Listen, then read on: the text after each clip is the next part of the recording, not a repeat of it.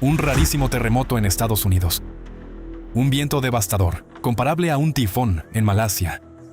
Intentos fallidos de aterrizaje y pánico a bordo en un avión en Corea del Sur. Una turbonada mortal en Indonesia. A continuación en el episodio, los detalles de estos y otros fenómenos naturales anómalos de la semana pasada. Y lo más importante, hablaremos de las causas que están detrás de esta cadena de catástrofes. Indonesia. El 3 de marzo, tras un intenso aguacero, desde las laderas del volcán indonesio Merapi descendió un lahar frío. Una masa de lodo, ceniza y piedras, arrastrada por el agua de lluvia, se precipitó con enorme fuerza por los cauces de los ríos y se abatió sobre varias aldeas del municipio de Magelang, en la provincia de Java Central. Como resultado, amplias zonas quedaron cubiertas por depósitos volcánicos, cuyo espesor en algunos lugares alcanzó los 10 metros. En el distrito se declaró el estado de emergencia. Puentes y carreteras fueron destruidos, resultaron dañados edificios residenciales y comerciales. Y en una de las aldeas quedó fuera de servicio el sistema de abastecimiento de agua. En la zona de extracción de arena a lo largo del río Senobo, se produjeron hechos trágicos. Los trabajadores de las canteras fueron sorprendidos por el lahar. Más de 10 camiones y 2 excavadoras quedaron cubiertos por la masa de lodo y piedras, y varias personas fueron arrastradas por la corriente. En un video difundido en las redes sociales, se ve como uno de los trabajadores se aferra a la parte superior de una excavadora para no ser arrastrado. Al lugar del suceso acudieron equipos de rescate con maquinaria pesada, y la zona de búsqueda se amplió hasta 7 kilómetros desde el punto donde las personas fueron arrastradas por el lahar. Los cuerpos de 2 fallecidos fueron encontrados entre grandes rocas, aproximadamente a 3 kilómetros del lugar del incidente. Como resultado del desastre murieron 3 personas, 2 están desaparecidas y 6 resultaron heridas. Un fuerte viento racheado golpeó varias regiones de Indonesia. Derribó árboles y vallas publicitarias, provocando atascos en las carreteras. Uno de los incidentes más trágicos ocurrió en la ciudad de Surabaya. El 2 de marzo, en uno de los edificios de gran altura, un equipo de alpinistas industriales realizaba la limpieza de ventanas, trabajando en plataformas suspendidas. En ese momento comenzó de repente una potente tormenta. Al notar el empeoramiento del tiempo, decidieron interrumpir el trabajo. Sin embargo, la lluvia intensa y el viento racheado se abatieron antes de que 2 de los trabajadores lograran descender. Debido a las fuertes ráfagas, la plataforma de trabajo en altura empezó a balancearse violentamente a la altura aproximada del piso 26 y a golpear contra la pared del edificio. Uno de los trabajadores se enredó en los cables de seguridad y cayó de la plataforma suspendida. Como consecuencia de los fuertes impactos contra la pared, sufrió graves lesiones en la cabeza y falleció. El segundo sobrevivió y fue hospitalizado debido a las heridas.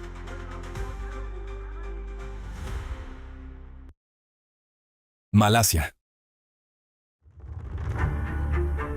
La tarde del 6 de marzo, una potente tormenta azotó varias zonas de Malasia, la cual los testigos compararon con un tifón.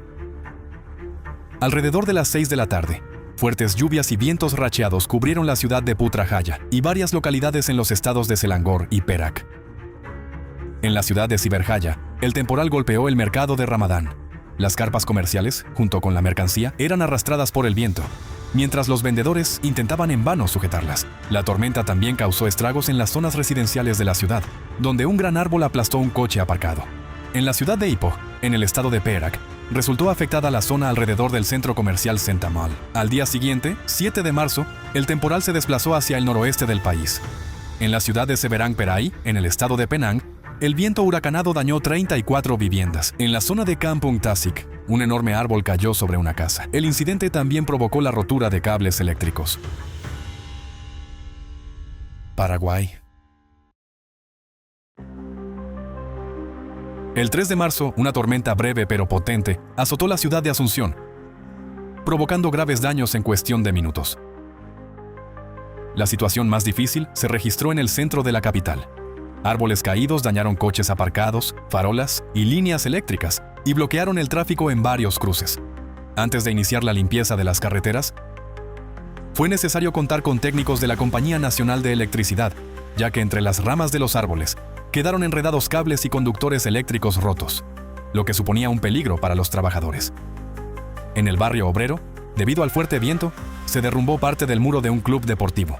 La tormenta también provocó peligrosas inundaciones repentinas en las calles de la ciudad. Corea del Sur.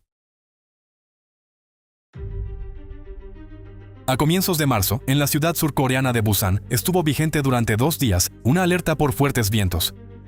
La velocidad de las ráfagas alcanzó los 29,5 metros por segundo. En las redes sociales se publicaron videos en los que se ve cómo las personas apenas pueden mantenerse en pie.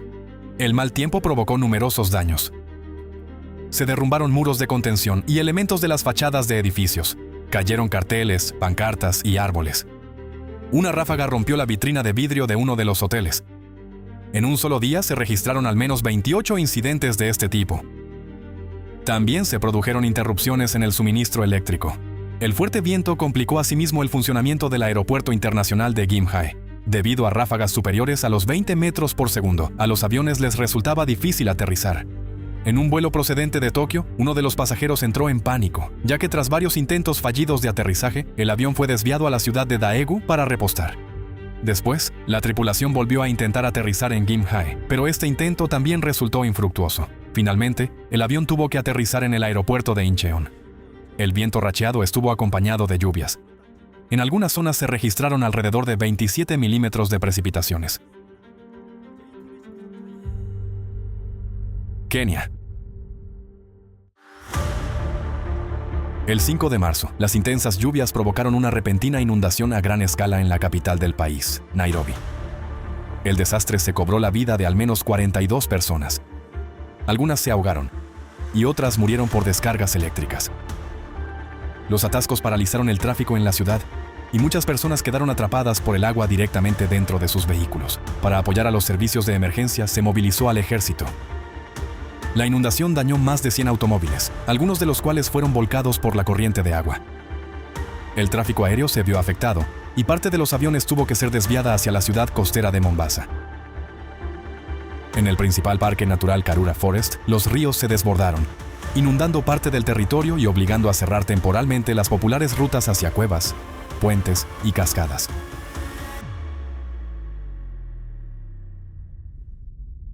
Estados Unidos.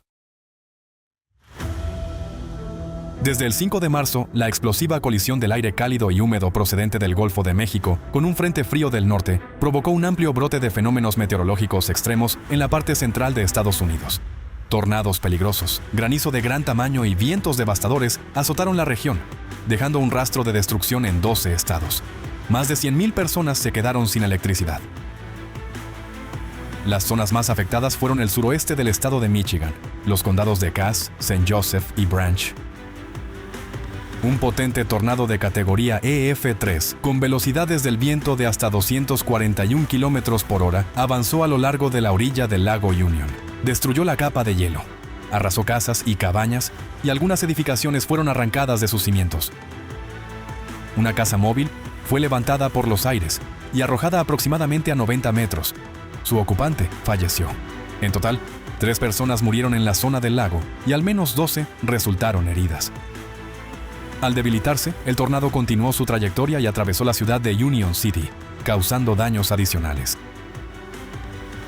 Este fenómeno se convirtió en el tornado de categoría EF3, o superior más temprano jamás registrado en el estado de Michigan. Otro potente tornado de categoría EF2 atravesó la localidad de Three Rivers. Un potente viento con velocidades de hasta 209 km por hora arrancaba techos, derribaba árboles y líneas eléctricas, levantando en el aire nubes de escombros. El propio tornado azotó la zona solo durante unos minutos, pero las consecuencias de la destrucción deberán ser eliminadas durante semanas e incluso meses. A lo largo de más de 1,5 kilómetros, la calle West Broadway quedó cubierta de cables, láminas metálicas y cristales rotos. Varios negocios y edificios públicos sufrieron daños graves, incluida una escuela secundaria. Resultaron afectados el supermercado local, un restaurante, un hotel y el servicio de urgencias. Afortunadamente, en Three Rivers no hubo víctimas mortales, aunque 10 personas resultaron heridas. Los testigos cuentan que el desastre se produjo de forma repentina.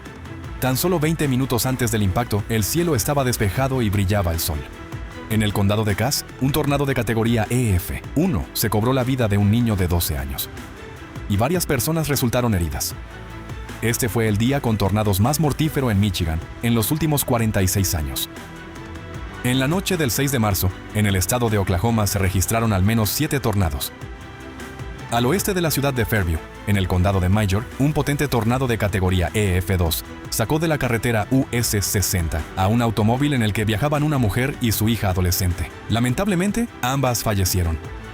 Otro tornado de categoría EF3, con velocidades del viento de hasta 233 km por hora, azotó la ciudad de Becks, en el condado de Okmulgee. En una de las 4 viviendas destruidas por este tornado, un matrimonio murió. En la madrugada del 5 de marzo, el noroeste del estado de Luisiana fue sacudido repentinamente por un terremoto de magnitud 4.9. El epicentro se localizó cerca de la pequeña ciudad de Coushatta, y el foco se situó a una profundidad de tan solo 5 kilómetros. En las viviendas de los residentes locales se sacudían las camas, vibraban las paredes y retumbaban la vajilla y las tuberías. El Servicio Geológico de Estados Unidos recibió más de 1,100 informes sobre los temblores, que también se sintieron en el este de Texas y en el suroeste de Arkansas. Este evento sísmico se convirtió en uno de los más potentes en la historia de Luisiana.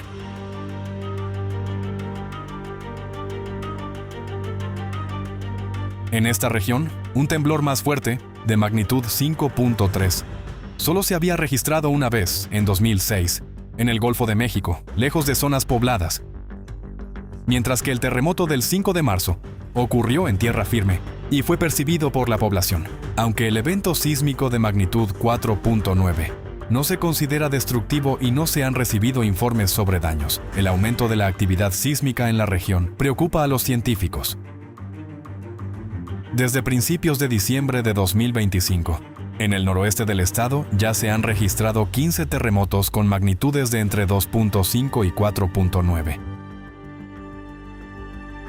A pesar de que el territorio de Luisiana se considera una zona con baja o casi inexistente actividad sísmica, el 9 de marzo, cerca de la ciudad de Edgefield, en tan solo 10 minutos se produjeron 4 terremotos con magnitudes de entre 3.1 y 4.0.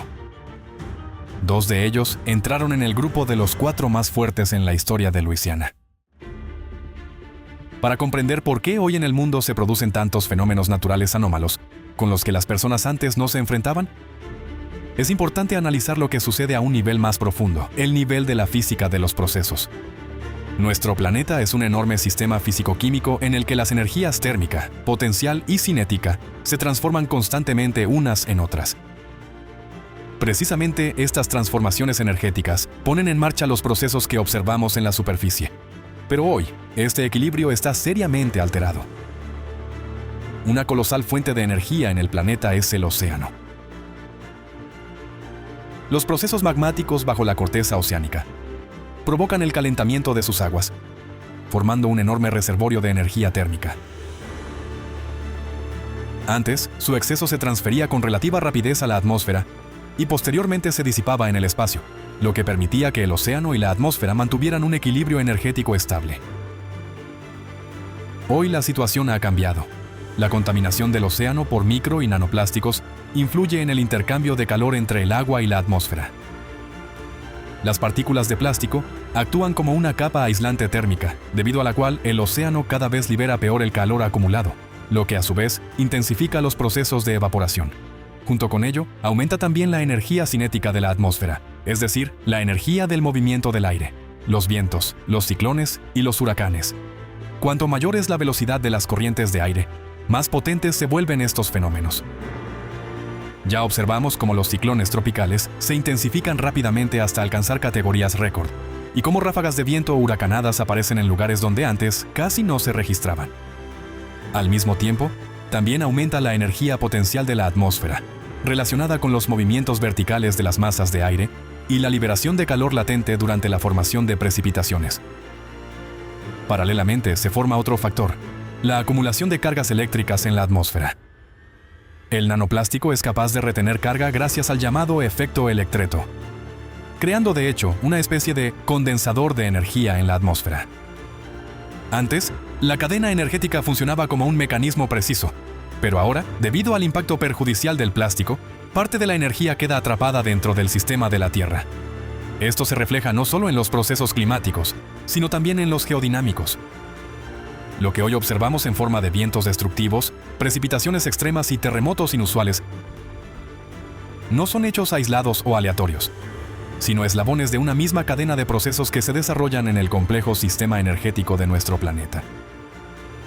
Por eso, los fenómenos que hasta hace poco se consideraban raros, hoy se producen cada vez con mayor frecuencia e incluso crecen de forma exponencial, como confirman las estadísticas.